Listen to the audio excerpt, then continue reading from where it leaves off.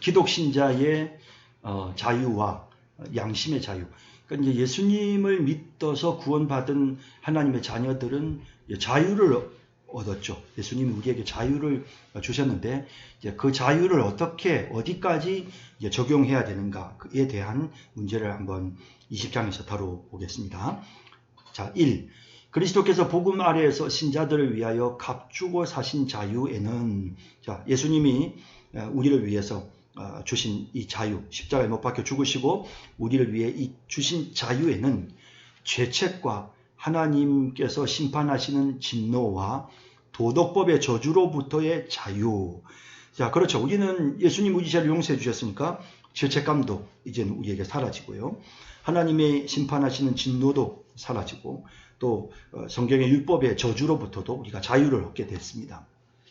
또 악한 현세와 사탄의 속박과 죄의 지배와 여기서부터도 이제 자유를 얻게 된 거죠. 그러니까 더 이상 죄가 없기 때문에, 우리가 죄를 용서받았기 때문에 우리가 사탄에게 질질 끌려다닐 필요가 없는 것입니다. 그래서 이런 부분에서도 우리가 자유로워졌고, 또 환난과 불행과 사망에 쏘는 것과, 그러니까 이거는 이제 죄로 인한 하나님의 심판이죠. 또 지옥의 형벌을 받게 되는 음부로부터 승리하게 되고, 또 영원한 심판으로부터 구출을 받는 이런 자유를 우리가 누리게 된 것입니다. 예수님이 십자가에서 우리를 위해 죽어주시고 우리에게 자유를 주심으로 이런 자유를 우리가 누리게 됐습니다. 또 하나님께 담대하게 나아가는 자유, 또 종의 두려움이 아니라 자녀의 사랑과 자발적인 마음으로 하나님을 순종함 등의 이런 자유를 우리가 누리게 된 것입니다. 이 모든 것은 율법 아래에 있던 신자들에게도 동일하였습니다. 율법 아래에 있는 우리들, 율법 아래에 있던 신자들인 우리에게도 이 모든 자유는 동일하게 다 주어지고, 뿐만 아니라 과거의 구약시대의 율법 아래에 있던 신자들도 역시 마찬가지로 이런 자유를 누리게 되었다는 것입니다. 자, 그런데 새 언약 하에서 오늘 이제 우리죠. 신자의 자유는 확장됩니다. 그러니까 이 구약에서 자유보다도 신약시대 우리는 더 큰 자유를 누리게 되는데, 그것은 유대교가 복종했던 의식법의 굴레에서 자유로워지는 거죠. 그러니까 우리는 더 이상 제사 제도라든지 절기를 지키거나 유월절을 지키거나 이런 거 하지 않아도 되잖아요. 그래서 이런 부분에서 우리는 자유로워졌고, 또 율법 아래 있던 신자들이 통상적으로 참여한 것보다 은혜의 보좌에 더욱더 담대하게 나아가는, 그래서 구약보다는 이런 축복을 누리게 됐고, 하나님의 너그러운 성령과 더욱 풍성하게 교제하는 데까지 이르게 되는, 그래서 신약에 우리는 더 높은 차원의 자유를 누리게 되었다는 것입니다. 자, 두 번째, 하나님께서는 홀로 양심의 주인이시며 믿음과 예배의 문제에서 자기 말씀에 조금이라도 배치되거나 덧붙여진, 이단들이 이렇잖아요. 그죠? 이단들이 보면 하나님의 말씀으로부터 벗어나는 이런 또 말씀으로부터 배치되거나 또 말씀에다 덧붙이는 이런 것들, 또 사람이 만든 교리라든지 계명으로부터 양심이 자유하게 하셨습니다. 그래서 이제 우리가 하나님을 믿기 때문에 우리는 세상 사람들 교주들이 말하는 이런 이야기를 듣고 따를 필요가 없는 거죠. 우리는 하나님이 우리에게 자유롭게 하셨기 때문에 우리는 그런 사람들의 이런 어떤 속박에, 그들의 어떤 굴레에 우리가 붙잡혀 있을 이유가 없는 것입니다. 그러므로 그런 교리를 믿거나 그런 계명을 순종하는 것은 양심의 참 자유를 배반하는 것입니다. 그래서 이단에 우리가 빠져야 될 이유가 없는 것입니다. 맹신과 절대적이며 맹목적인 순종을 강요하는 것은 양심의 자유뿐만 아니라 이성을 파괴하고 말 것이다. 그래서 이 맹신, 또 맹목적인 순종을 강요하는 이런 부류의 이단 종교들, 그런 교주들에게 우리가 절대로 우리의 자유를 빼앗길 필요가 없다는 것입니다.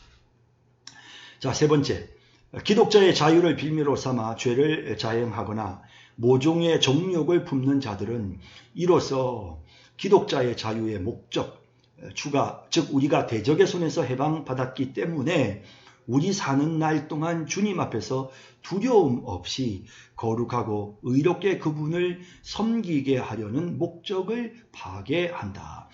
그러니까 사실은 우리가 자유로워진 것은요, 그래서 이제 뭐 심판받지도 않기 때문에 마음껏 죄를 지어도 되고 또 내 정욕대로 살아도 된다라고 이렇게 주장을 할 수 있겠죠. 이런 식으로 주장하는 부류의 사람들도 있습니다.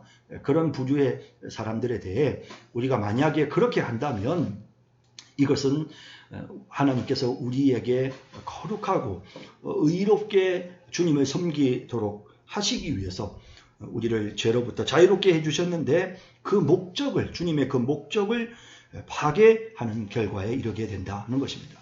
네 번째, 하나님께서 제정하신 권세와 그리스도께서 값주고 사신 자유로서 서로를 파괴하지 않고 서로 지지하고 보존하는 것이 하나님의 의도이기 때문에, 그래서 우리가 이 자유를 가지고 또 하나님이 주신 권세 아래서 서로 지지하고 보존하고, 그래서 하나님이 부모의 권위를 주셨잖아요. 하나님이 스승의 권위를 주셨고 또 나라의 지도자의 권위를 주셨고 교회로 따지면 목사, 장로의 권위를 주셨어요. 그런 권위를 우리가 복종하고 그러면서 서로 자신들에게 주어진 자유를 가지고 서로 지지하고 서로 보존하는 이렇게 되도록 하나님께서 우리에게 자유를 주셨다는 것입니다. 기독자의 자유를 빌미로 삼아 시민적이든 교회적이든 어떤 합법적인 권세나 그 권세의 행사를 반대하는 자들은 하나님의 규례를 저항하는 셈이다. 그러니까 나는 자유다. 나는 예수 그리스도께서 나에게 자유를 주셨기 때문에 그래서 나는 이 국가에 대해서 나는 이 국가의 법을 나는 따를 필요가 없다. 나는 자유를 얻었기 때문에 내 부모에 대해 나는 어떠한 책임도 의무도 없다. 뭐 이런 식의 주장을 하는 것은 그건 말이 안 되는 것입니다. 나는 자유를 얻었기 때문에 교회 안에서 뭐 교회법을 따를 필요도 없고 내가 교회 안에서 뭐 목사님의 말씀에 순종해야 될 필요도 없다 이렇게 말하는 것은 잘못이라는 것입니다. 그런 의견들을 발표하거나 그런 행위를 지속하는 것은 본성의 빛, 믿음과 예배와 교제에 대하여 기독교가 밝힌 원리 그리고 경건의 능력과도 배치되는 것이죠. 이렇게 우리가 살면 안 되는 것입니다. 자유를 이런 식으로 남용해서는 안 되는 것입니다.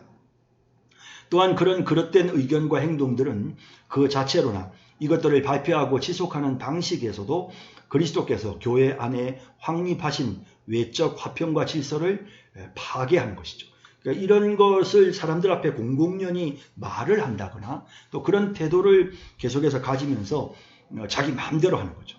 이렇게 하면서 화평을 깨트리고 질서를 파괴시키는 이런 행동을 해서는 안 되는 것입니다. 그런 자들은 교회의 권징과 국가기관의 권세에 의해 합법적으로 문책받고 피소되어야 마땅하다. 이렇게 말씀하고 있습니다. 그래서 우리 그리스도인의 자유는 어떤 경우에도 국가 권력에 도전하거나 교회의 이런 질서를 파괴시키거나 가정의 질서를 파괴시키거나 자연스럽게 흘러왔던 이런 모든 자연스러운 권위를 무시하는 이런 식의 자유가 절대로 아니다라는 것입니다. 자, 21장 종교적 예배와 안식일. 자, 1.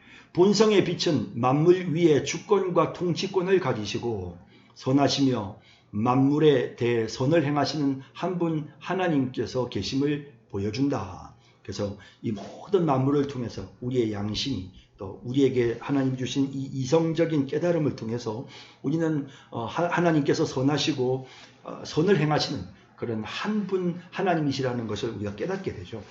따라서 마음과 목숨과 힘을 다하여 그분을 경외하고 사랑하고 찬양하고 부르며 의뢰하고 섬기는 것이 마땅합니다. 그러나 참 하나님께서는 자기에게 예배 드리는 것에 관한 받음직한 방식을 직접 제정하시고 자기가 계시하신 뜻으로 제안하셨으니, 자, 그러니까 하나님이 우리가 이제 이렇게 그분을 경외하고 사랑하고 찬양하고 하나님을 섬기는 것은 그 너무나도 당연한데 그 하나님을 경외하고 찬양하고 사랑하고 섬기는 이런 부분에 있어서도 하나님께서 바람직한 방식을 제정하셨다는 것입니다.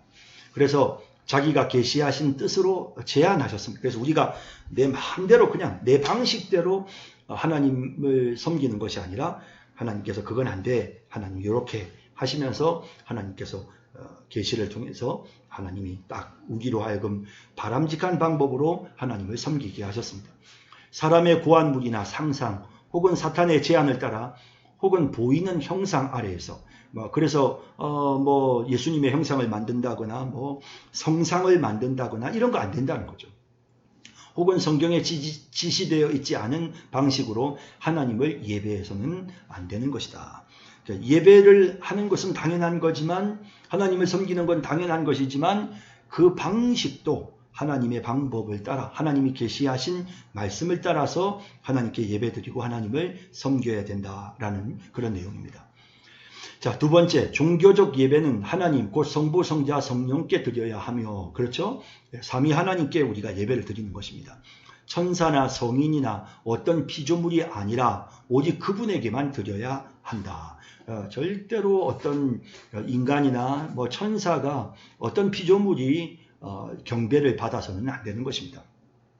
타락 이후에는 중보자가 계셨으니 다른 어떤 이가 아니라 오직 그리스도의 중보로 예배해야 된다. 그러니까 나로 말미암지 않고는 아버지께로 갈 자가 없느니라 하셨잖아요. 그래서 우리는 예수 그리스도의 십자가를 의지하고 그분의 그 사랑과 그분의 그 행하신 그 모든 것 공로를 우리가 의지하면서 예수님을 믿는 믿음과 예수님의 이름으로 우리가 하나님께 나아가야 되고 하나님을 예배해야 된다 하는 것입니다.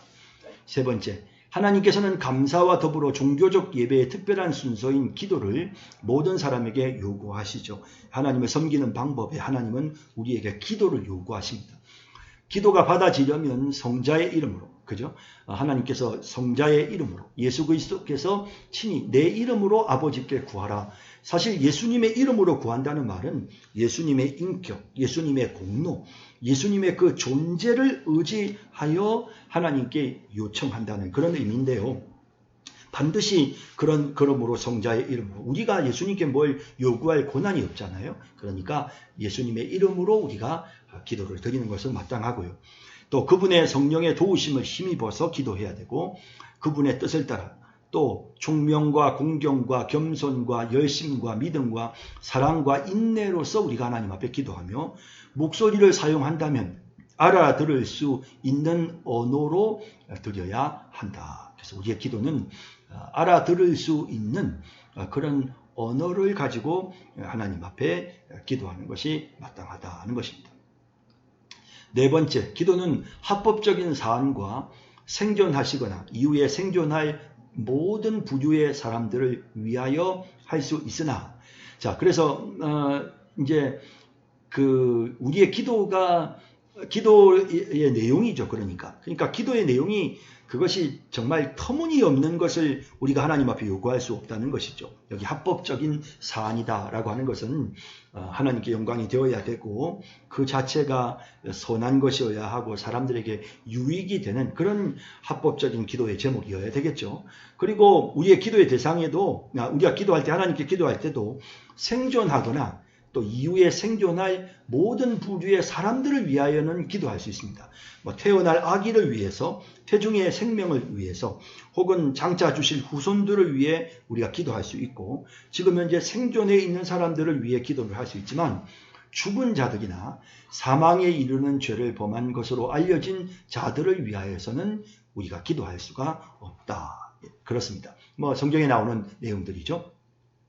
그 다음 다섯 번째, 통상적으로 하나님을 예배하는 다른 순서로는 경외함을 행하는 성경 봉독, 예배의 일반적인 순서입니다. 하나님의 말씀인 선포되어야 되고요.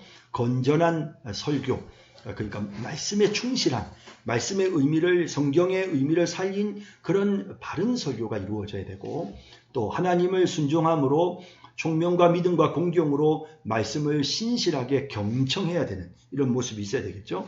그 다음에 마음의 감사가 담긴 시편을 부르고, 우리가 이제 찬송하지 않습니까? 이 시편에 나오는 내용들은 다 하나님을 찬양하는 곡들이잖아요. 그러니까 우리가 감사하는 마음으로 하나님 앞에 찬양을 올려드리고, 그리고 그리스도께서 제정하신 성례 무엇입니까? 세례와 성찬입니다.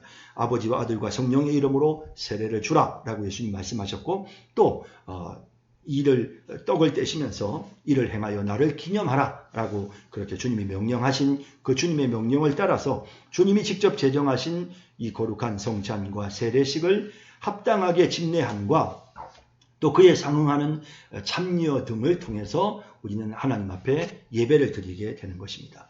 이 외에도 종교적 맹세와 그리고 서원, 진지한 금식과 특별한 기회에 드리는 감사 등도 거룩한 종교적 방식으로 여러 기회와 시기에 행하여야 한다. 그래서 바른 방법으로 하나님 앞에 적절하게 예배를 드려야 된다는 것입니다.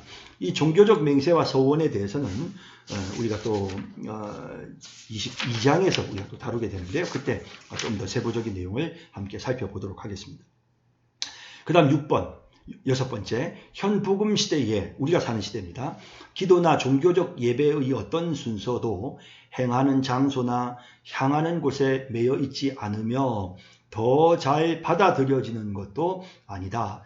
그러니까 이제 우리가 이제 무슨 어떤 그 예배를 드리는 데 있어서 어떤 뭐 장소, 그 다음에 이제 구약시대에는 예루살렘이 있는 쪽으로 이렇게 창문을 열어놓고 뭐 기도를 하거나 그러지 않았습니까? 이제 이런 것들을 할 필요가 없다는 것입니다. 그래서 뭐 어떤 장소, 막 이 장소에서 예배를 드리면 하나님께서 이 예배를 더 잘 받으신다. 이런 거는 없다는 것입니다. 그러나 매일 가정에서나 은밀하게 홀로 그리고 어디서나 또 영과 진리로 하나님을 예배할 수가 있는 것입니다. 그러니까 장소에 구애됨이 없고요. 시간과 장소에 구애됨이 없이 우리가 하나님 앞에 어느 곳에서나 예배할 수 있다는 것입니다. 또한 하나님께서 말씀이나 섭리로 요청하실 때 공적 집회에서 더 엄숙하게 예배할 수 있으니, 그러니까 하나님의 말씀이 선포되는, 그리고 하나님께서 이렇게 교회를 세우시고 또 교회에서 예배가 드려지게 하는 이런 모든, 이게 다 하나님이 계획하신 것이 이루어진 섭리잖아요. 그러니까 교회 안에서 이루어지는 모든 예배는 하나님의 말씀이 있고 그 예배는 하나님의 섭리로 된 거기 때문에 이런 말씀이나 섭리로 되어지는 이런 공적 집회에서 우리는 더 엄숙하게 하나님 앞에 예배할 수가 있습니다. 이런 집회를 부주의나 임의로 소홀히 하거나 저버리지 말아야 할 것입니다. 7번째로, 일반적으로 하나님을 예배하기 위해 적정한 비율의 시간을 구별하는 것이 자연적 법칙이거니와, 자, 하나님을 예배하기 위해서 아무래도 시간을 좀 구별해야 되겠죠. 그러니까 우리가 하나님 앞에 우리가 물질을 드릴 때도 하나님의 것으로 우리가 11조 10분의 1을 구별하잖아요. 그런 것처럼 하나님 앞에 예배를 드리는 데 있어서도 적정한 비율의 시간을 구별하는 것이 필요하다는 것입니다. 하나님께서는 자기의 말씀에서 적극적이고 도덕적이며 항구적인 계명으로 모든 시대 모든 사람에게 부과하시사 특별히 7일 중에 하루를 안식일로 지정하시고 자기를 위하여 거룩하게 지키라고 명령하셨습니다. 그러니까 사실은 십계명에 나오는 이 하루를 구별해서 하나님 앞에 거룩하게 지키라고 하신 주님의 이 명령은, 이거는 구약에만 국한된 것이 아니라 이거는 항상 우리가 지켜야 되는 그런 도덕 법칙이고, 또 이것은 계속적으로 우리가 지켜야 될 그런 계명이다 하는 것입니다. 이날은 창세로부터 그리스도의 부활까지는 한 주간의 마지막 날에 이렇게 했지만, 그리스도의 부활부터는 주간의 첫날, 예수님이 부활하신 그날을 기념해서 부활의 첫날로 바뀌었습니다. 그래서 안식일이 주일로 바뀌었습니다. 그래서 성경은 그날을 주일이라 부르며 세상 끝날까지 기독자의 안식일로 계속될 것입니다. 구약시대의 안식일의 개념은 어떤 것입니까? 그거는 하루를 구별해서 하나님 앞에 드렸죠. 하루를 쉬면서 전적으로 하나님께 예배를 드렸습니다. 이런 것처럼 신약시대에는 하루를 구별해서 예배를 드리는 것은 그건 동일합니다. 그런데 그 구별되는 시간이 예수님 부활하실 때까지는 토요일이죠. 안식일, 마지막 날. 그런데 이제 우리가 신약시대로 와서는 토요일이 아닌, 토요일날 안식일이 아닌 우리는 안식 후 첫날 예수님이 부활하신 바로 그 주일날 우리가 이와 같은 거룩한 예식을 거행하게 된다는 것입니다. 22장 합법적인 서약과 소원. 이제 예배 중에는 이제 이런 서약이라는 부분이 이제 포함되는데요. 사실 참 우리가 서약이 많아요. 뭐 세례를 받을 때도 우리가 서약을 하지 않습니까? 모든 사람들 앞에서 자신이 정말 예수님을 구주로 믿고 그리고 또 이 신앙의 기본적인 부분들을 그대로 따르고 또 헌신하고 순종하고 충성을 다하기로 서약하는 뭐 이런 부분들. 그리고 또 뿐만 아니라 또 우리가 이제 그 직분자를 세울 때 혹은 교회 안에 뭐 목사 위임식을 한다든지 혹은 장립유사, 권사 혹은 장로를 세우는 이와 같은 어떤 예식을 거행할 때 항상 서약을 하잖아요. 그리고 또 결혼식 때도 신랑 신부가 함께 하나님 앞에서 엄숙하게 서약을 합니다. 그래서 이런 서약은 예배의 한 부분이죠. 왜냐하면 하나님 앞에서 서약을 하는 거거든요. 그래서 이제 그런 합법적인 서약과 소원에 관한 내용을 22장이 다루고 있습니다. 1. 합법적 서약은 종교적 예배의 한 부분으로서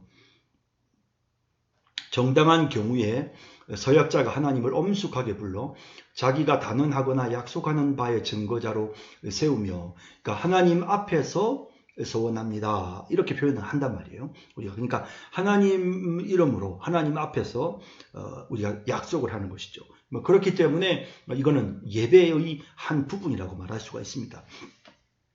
자기가 서약한 바의 진리를 따라 심판하여 주실 것을 청하는 것이다. 그러니까 만약에 내가 하나님 앞에서 그렇게 하기로 예라고 한 것은 그건 내가 그렇게 하지 않으면 하나님 나를 처벌해 주십시오라고 하나님 앞에 그 약속하는 거죠. 그러니까 하나님께 요청하는 것, 그런 것들이 함께 포함이 되는 것입니다. 두 번째, 하나님의 이름으로만 서약해야 하며 거룩한 두려움과 경의로서 그분의 이름을 불러야 합니다. 그러니까 우리가 이제 서약할 때는 하나님 앞에 하나님의 이름으로 서약을 하는 것이 마땅하고요. 그러므로 영화롭고 두려운 그 이름으로 망령되이 경솔하게 서약하거나 우리 하나님의 이름을 망령되이 걸어서는 안 됩니다. 또 무엇을 서약하든 그 이름 외에 어떤 다른 이름으로 서약하는 것은 죄스러우며 가증스러운 것이다.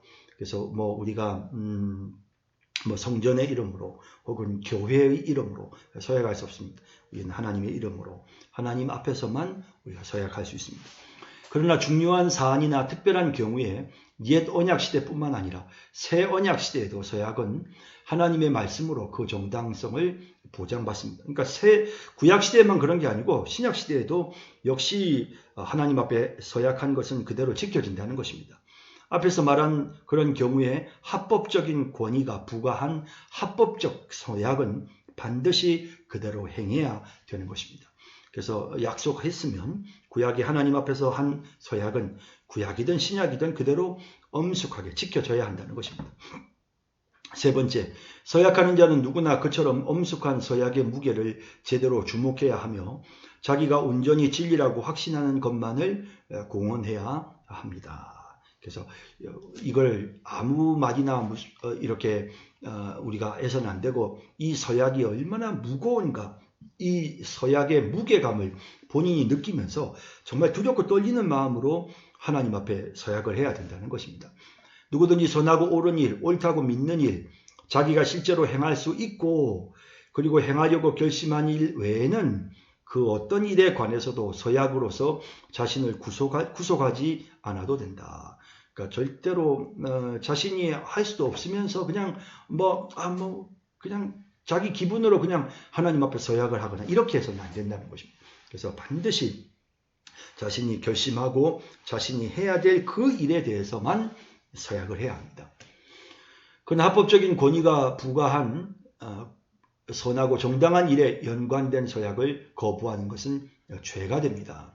목회자들이 강단에서 세례를 주기 전에 혹은 임직식을 하기 전에 그 대상자들에게 비택자들에게 성경 말씀을 믿느냐 그리고 끝까지 충성하기로 약속하느냐라고 했을 때 나는 서약 못하겠습니다 라고 한다면 그것은 그것은 범죄 행위가 되는 것입니다. 그래서 정당하게 합법적인 권위가 내가 반드시 지금 해야만 되는 그런 위치에서의 그런 서약은 반드시 우리가 거부할 수 없고 그 서약은 해야 된다는 것입니다. 네 번째, 서약은 평이하고 상식적인 말로 하되, 그러니까 말을 어렵게 그냥 꼬아서 하면 안 되고요. 누구나 다 이해할 수 있는 말로 해야 되고요. 애매하거나 심중 유보가 없어야 하고, 그러니까 마음속에 막 이렇게 어떤 꼼수를 쓰는 그런 대충 빠져나갈 구멍을 만드는 그런 서약을 해서는 안 됩니다. 죄를 범하게 강요하는 서약은 안 되지만 죄스럽지 않은 어떤 것을 서약하였다면 자기에게 손해가 될지라도 마땅히 이행하여야 합니다. 반드시 서약은 지켜야 된다는 것입니다. 심지어는 이단이나 불신자에게 서약하였다 하더라도 그것을 깨트릴 수가 없습니다. 하나님 앞에서 서약했다면, 이단 앞에서도 불신자 앞에서도 하나님의 이름으로 서약을 했다면 반드시 그것은 지켜야 된다는 것입니다. 소원은 약속을 수반하는 서약과 같은 성질을 지니며 동일한 종교적 신중함으로 소원해야 하고 동일한 신실성으로 이행하여야 한다. 소원이라고 하는 것과 서약이라고 하는 것은, 그러니까 이제 소원은 많은 사람들 앞에서 공개적으로 이제 서약은 하나님 앞에서 뭐뭐 하기로 약속합니다. 이게 서약이라면, 소원은 제가 하나님 앞으로 선교사가 되겠습니다. 내가 앞으로 목사가 되겠습니다. 제가 앞으로 일평생 이렇게 하겠습니다 하는 게 이런 종류의 하나님을 향하여 내가 개인적으로 하는 이런 약속들은 소원이다, 이렇게 서원이다라고 말할 수가 있겠죠. 그래서 이 서원도 역시 마찬가지로 서약과 동일한 그런 마음으로 이행해야 되고요. 여섯 번째, 서원은 여타 피조물이 아니라 하나님께만 해야 되죠. 역시 서원이나 서약이나 똑같이 하나님께 해야 합니다.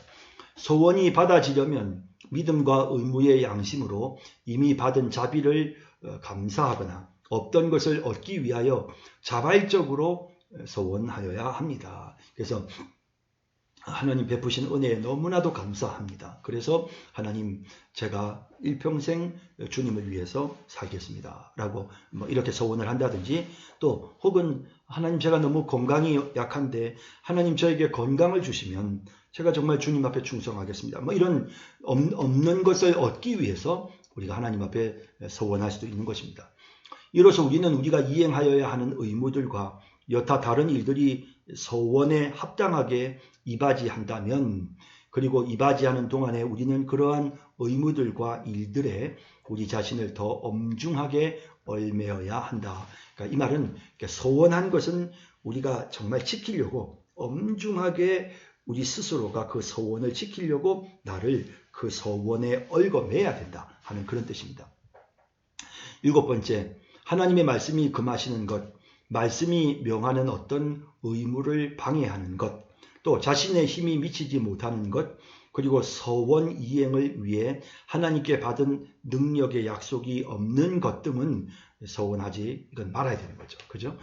그래서 잘못된 것, 좋지 못한 것, 또 내가 할 수 없는 것, 이런 것들을, 또 하나님의 도우심이 있을 것 같지 않은 그런 일에 대해서는 우리가 서원해서는 안 되는 것입니다.